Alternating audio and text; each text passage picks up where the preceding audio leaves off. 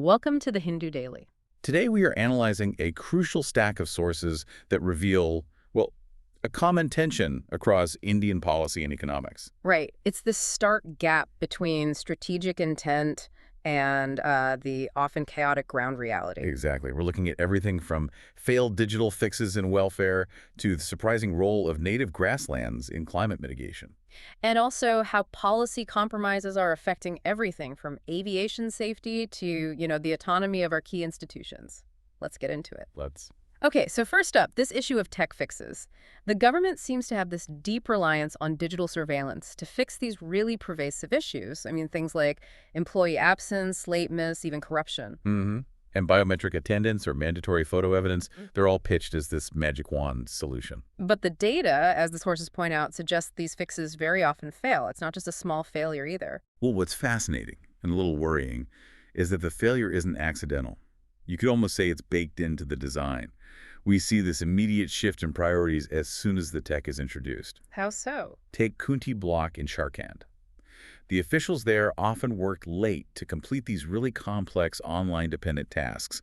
Their job just wasn't a simple 9 to 5. Okay, so they were putting in the hours, just not necessarily within a rigid time frame. Exactly. Yeah. But when biometric attendance was mandated, the focus shifted entirely. It became all about mere punctuality, regardless of whether the actual crucial work was completed. So forcing a clock-in, clock-out mentality actually killed the genuine incentive to finish the job properly. It did, and, often the cure is worse than the disease.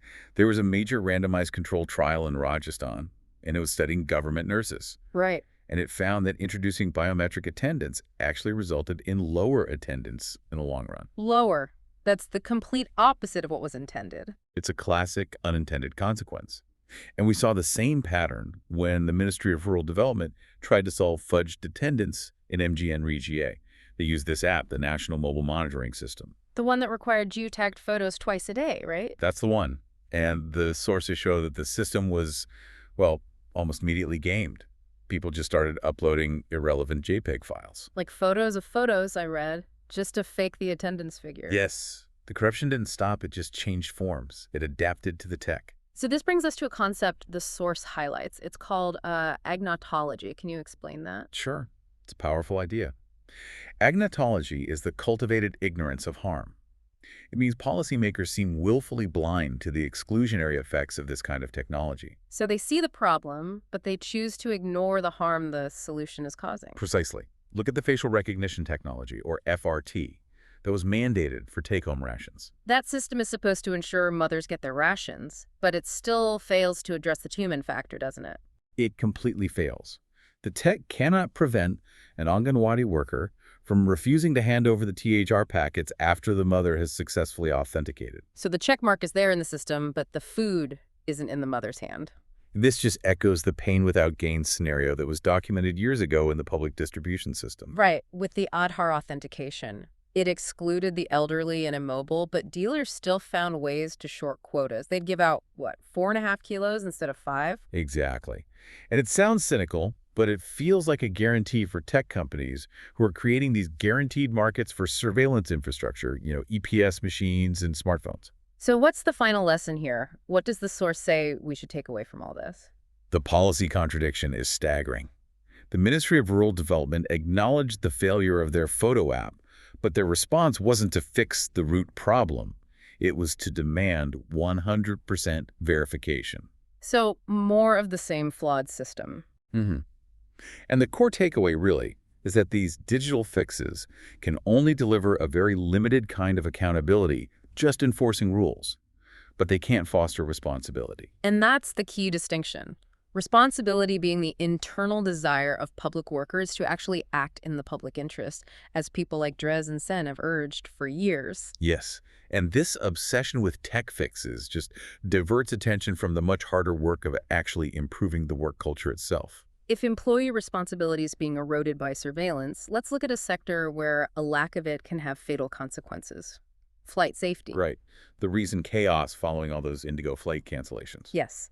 And in response, the Minister of Civil Aviation placed the Flight Duty Time Limitations, or FDTL, orders under abeyance just to stabilize operations. Which is, a regulatory retreat that essentially makes a mockery of flight safety. It clearly prioritizes the commercial interests of the airlines over the very real issue of crew fatigue. And what's disturbing is that this isn't some isolated incident, is it? The source points to a repeating historical pattern. It's absolutely a pattern. Back in 2007, a really solid civil aviation requirement on crew rest was issued. But then, following complaints from airline owners directly to the minister, the order was kept in abeyance in 2008. So this mindset of favoring financial gain over crew safety has been in place for, what, well over a decade? Easily. The Bombay High Court even weighed in on this specific issue at the time. I remember that. They didn't hold back, did they? Not at all. They slammed the authorities for risking lives and protecting financial interests. The core issue here is that the airlines knew these new FDTL rules were coming by late 2025. They had years of notice. Yet they failed to prepare, which led directly to the current chaos and cancellation. Yes. And that failure to prepare points directly to understaffing. It seems quite deliberate. The source gets specific on the numbers, right? It does. The existing regulation requires a minimum of 3 sets of crew per aircraft. But for domestic operations, the industry standard is actually closer to 6. 6 sets, wow. And for wide-body, long-haul routes? It's 12. So airlines appear to have deliberately underemployed their staff, almost betting that commercial pressure would eventually override safety concerns. A classic moral hazard scenario. And this lack of independent safety oversight has been flagged internationally, too. For a long time. The International Civil Aviation Organization noted this exact issue way back in 2006. They called for an independent civil aviation authority in India. So when the minister puts safety rules on hold right after the DGCA asks for pilot cooperation, it just proves the system is compromised. It really does. It's a very tough reality check for anyone stepping onto a flight in India right now. Okay, let's shift gears completely. From the skies to the ground, and a really surprising climate solution. We have a finding about India's semi-arid grasslands. These are areas that have historically been classified as wastelands. Right, since the British colonial era. Yeah. And simply because they didn't produce timber. And this misclassification just, well, it persisted after independence. And this historical oversight is a profound environmental and economic mistake. These savannas are actually flourishing, diverse ecosystems, and they support massive livelihoods. The article mentioned the livestock economy in Maharashtra. Yes, in Maharashtra alone, it's valued at over 59,000 crore rupees. But the real potential, the really exciting part, is subterranean. So the climate solution is literally beneath our feet. How do grasslands store carbon differently than, say, forests? It's a completely different mechanism. Unlike forests, where carbon is stored above ground in the wood, grassland productivity is concentrated below ground. They have these incredibly deep, fibrous root systems. And these roots are the key. They are the key. They deposit organic matter that turns into stable soil organic carbon, or SOC. And this carbon can be stored for centuries. It's even protected from surface events like fire. It's a game changer. And we have specific results from a project in Maharashtra that confirm this potential. We do. In the Muziris forest range in Solapur, there was a restoration initiative using native grasses. And the results were phenomenal. A study found that these restored sites had a 21% increase in that soil organic carbon after just 2 years, compared to control sites. 21% in 2 years is already impressive. It is. But get this, it skyrocketed to a massive 50% increase by the 3rd year. This just demonstrates the speed and the efficiency of this natural process. And this success isn't just in Maharashtra. It's mirrored in the community-led efforts in Gujarat's Bani grassland. Exactly. Bani was degraded by the invasive mesquite plant. But in Bani, these patches restored by the Mulgari pastoralists, they call them Wada locally, they store the highest levels of SOC. And what does that translate to in total numbers? Overall, Bani stores 27 metric tons of carbon up to 30 centimeters of soil depth. That places it among the most carbon-rich arid ecosystems anywhere in the world. And the community's traditional rotational grazing practices are vital to maintaining this carbon sink. So how does this local success shift the bigger national conversation around climate solutions? Well, it raises a really important question, doesn't it? Why the singular, almost obsessive focus on tree planting? The IPCC reminds us that soils hold twice the amount of carbon as the atmosphere. Twice the amount. That's a staggering figure. It is. And the profound lesson from places like Muziris or Bani is that these dryland ecosystems, when they're restored to their native grasses, are incredibly effective natural carbon capture solutions. Real climate resilience lies in using the soil's existing capacity, not just forcing afforestation everywhere. Let's pivot now to institutional autonomy. There are some very strong protests surrounding the draft Indian Statistical Institute Bill of 2025. Yes, and the ISI is a national treasure. It was founded in 1931 by P.C. Mahalanobis and was absolutely critical in shaping India's early planning apparatus. So what's the core concern here? Why the protests? The main issue is the government's move to convert the ISI from a historic registered society into a statutory body corporate. And to do that, they have to repeal its original 1959 act. And the academics are arguing this violates the spirit of the original agreement. That, and they also argue it infringes upon cooperative federalism because the institute was initially registered under the West Bengal Society's Registration Act. So this seems to be fundamentally about shifting power from the academics to the government? That is the central fear. The current structure, the one that's been in place for decades, grants significant representation to academics on its council.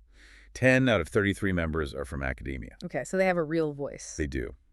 The proposed 2025 bill eliminates this completely. It shifts control entirely to a new Board of Governors, or BOGANG, which the source says will be heavily dominated by government nominees with, and this is the key part, zero faculty or academic representation. Zero. That change sounds like a direct pathway for political interference in things like appointments and academic direction. Precisely. All appointments would be controlled by the union government through this new board. And what's more, the bill pushes a kind of corporate model by mandating the institute generate revenue through fees and consultancy work. Which could change the whole nature of the institution. It could. Former ISI professors have voiced serious concern that this financial pressure will threaten the very type of long-term basic research projects that the ISI was founded upon. You know, the kind of work that doesn't yield immediate commercial returns. So what's the government's justification? They claim this legislative overhaul is necessary for something, right? They claim it's to achieve global competitiveness by the ISI's centenary in 2031.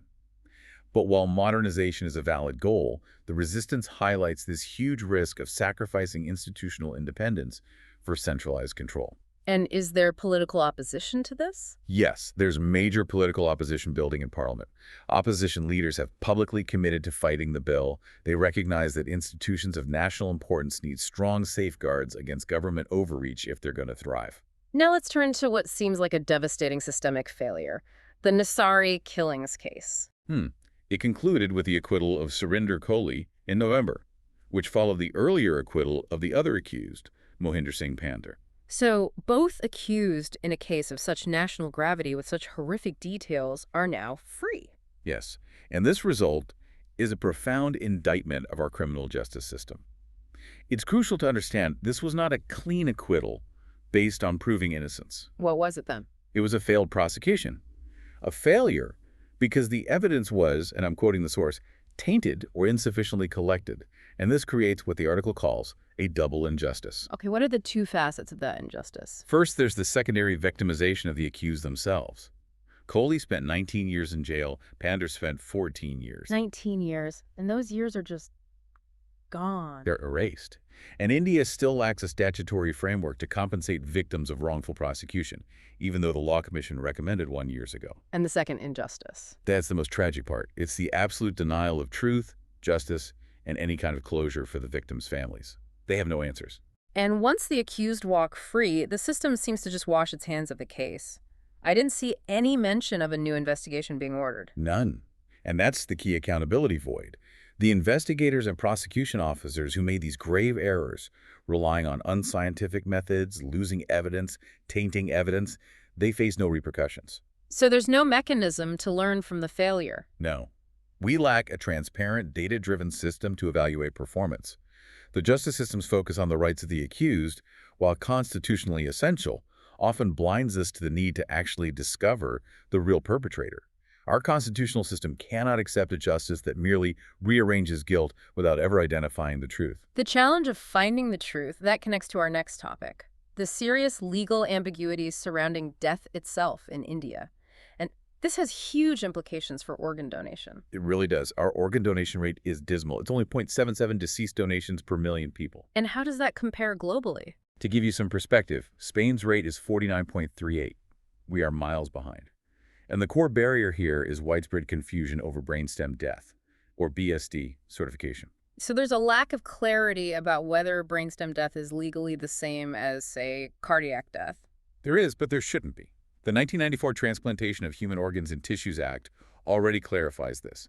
It defines a deceased person as someone with the permanent disappearance of all evidence of life due to BSD or cardiopulmonary failure. So the law is actually clear. It confirms BSD is equivalent to cardiac death. It does. And this legal clarity aligns with the death registration process as well. The 1969 Registration of Birth and Death Act uses the same core criteria, but the system is completely blocked by bureaucracy and contradictions. What kind of contradictions? Well, for example, the law rightly requires that BSD certification must happen before the family is approached for consent for organ donation. That's a crucial procedural step to avoid any kind of coercion. Okay, that makes sense. But if the family then refuses to donate, the official date and time of death still remains final. And that's really important for freeing up precious ventilator resources in public hospitals. So what are the main bureaucratic hurdles that are restricting the donor pool, even though the legal clarity is there? One of the biggest is that the law restricts certification to only registered transplant hospitals or specialized centers. This directly conflicts with another rule that says certification should be possible in all hospitals with ICU facilities. This just limits the potential donor pool drastically. So a patient could be a potential donor, but if they're not in the right kind of hospital, it can't happen. Exactly. And furthermore, there's this requirement that 2 of the 4 certifying doctors have to be approved by something called the appropriate authority. It's cumbersome, it lacks a clear rationale, and it often leads doctors to simply avoid the entire process. It's too much red tape. So bureaucratic friction is literally costing lives. Absolutely. And to make matters worse, the standard certification form, Form 10, it fails to ask for the time of death, making the certificate incomplete. Kerala actually set a critical precedent on this by clarifying that the time of death is the moment the target PCO2 is reached in the second apnoe test. So we need that kind of standardization at a national level. We do, to empower doctors to proceed with clarity and confidence. Okay, turning to the world of global economics. India is increasingly being seen as the key growth engine for global multinational corporations. Yes, the trend is undeniable.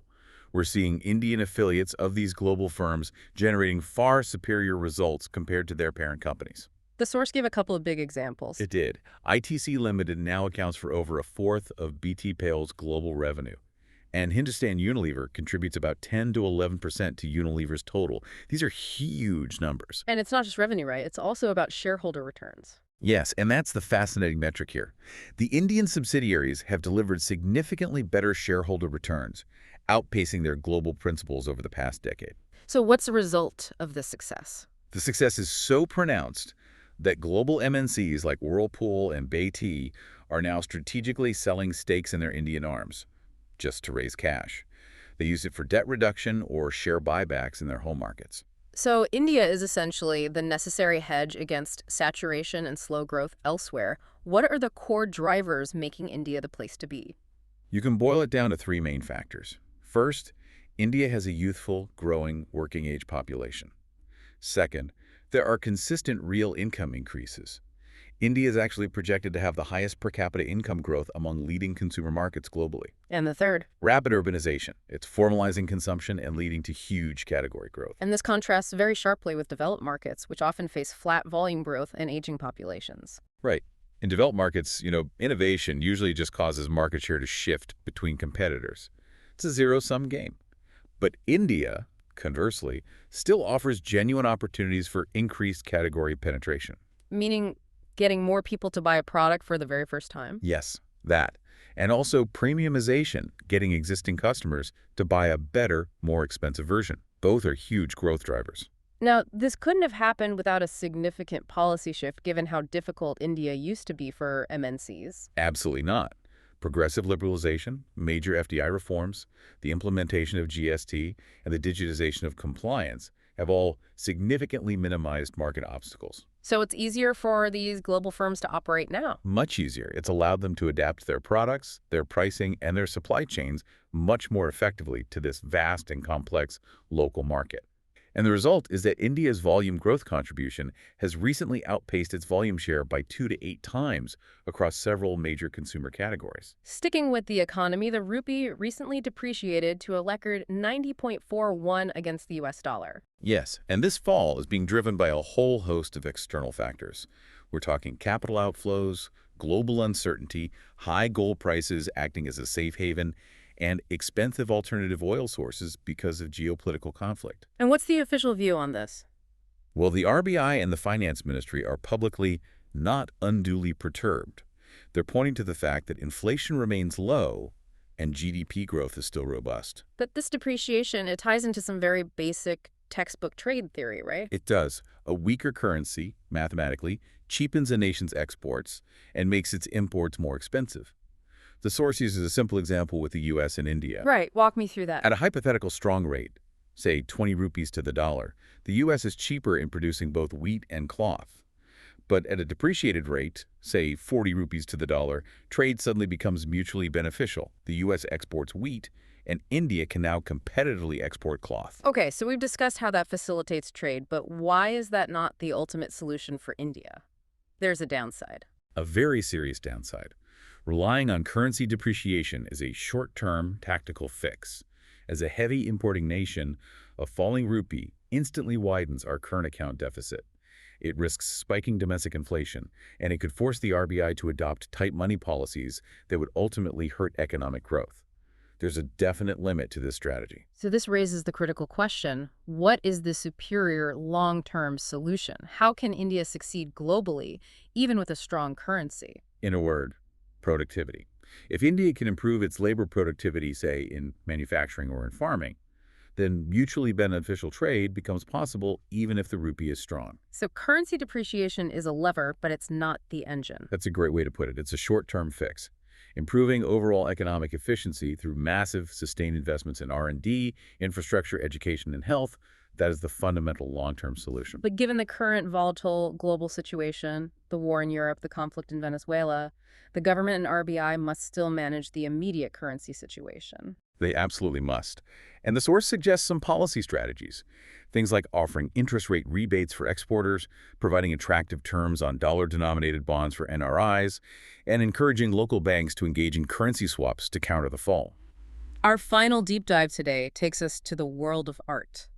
The Kochi-Muziris Biennale is opening its 6th edition. Yes, and it's a huge event. It features 66 artists across 22 different venues. For young artists, this is a massive opportunity, isn't it? And it's also a huge economic boost for local businesses, gallerists, tourists, transport workers. Absolutely. The KMB generates significant enthusiasm. And this year, it's really reflecting its ambition by growing outwards beyond the historic heart of Fort Kochi. Where is it expanding to? It's moving to Willingen Island and the heart of Ernakulam.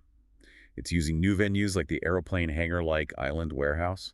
This expansion, combined with the new water metro, is really seen as activating the whole city and paving the way for the future. I understand Aspinwall House, which has always been the historic centerpiece, is less central this year.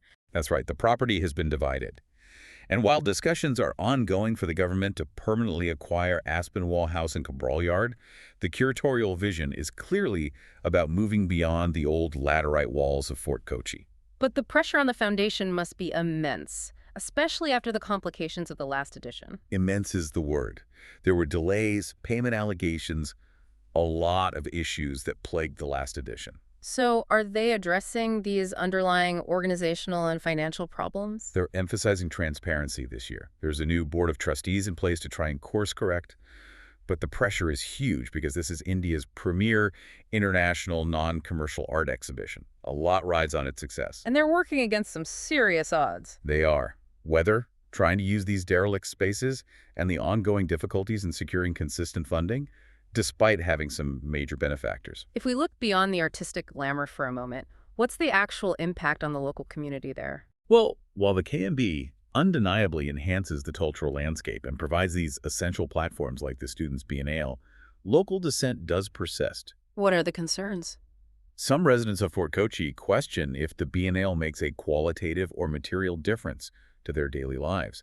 They cite things like poor infrastructure on the routes to the venues and the large amount of waste the event generates. So it raises that pertinent question about balancing global cultural ambition with local socioeconomic responsibility. Exactly. From questioning the utility of tech surveillance in welfare, where we saw that problem of agnotology or policy blindness, to understanding that productivity, not just currency depreciation, is the real key to global trade success, we see that big solutions often require looking beyond the simplest fix. It makes you consider which policy requires not just more accountability, but more responsibility. Thank you for listening. If you want to provide suggestions, please contact on the Twitter handle given in the episode description. As always, we're eager to hear what our listeners want to be informed about. We wish you a great day.